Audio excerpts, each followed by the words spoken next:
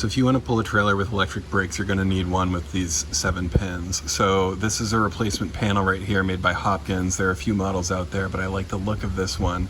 So this has right there your 7-pin, and then it also gives you the ability to do your traditional 4-pin like you had in the first place.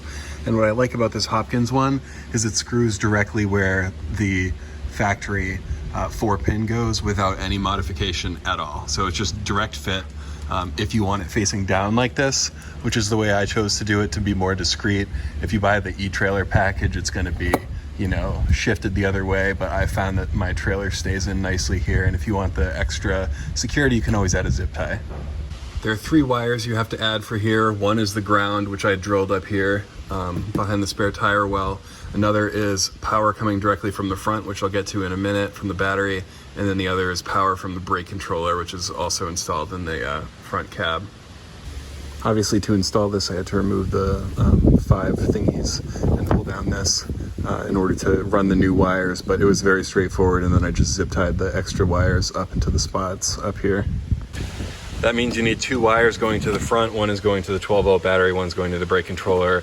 This third one would be if I wanted to wire in the reverse, but I haven't done that yet because you don't need to for my application. So this isn't tidied yet because I just ran it and left it loose. It's fine like this for now. So I'm eventually going to run this along the sides, but this wire just comes up to the front now.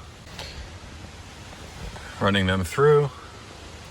This is the actual brake controller, and it's kind of the brains of the operation. And the black wire coming out of this harness over here is spliced into one of the purple wires that runs directly into the back. And then this also gets power from the 12 volt, so the 12 volt's going to get 2 wires as well.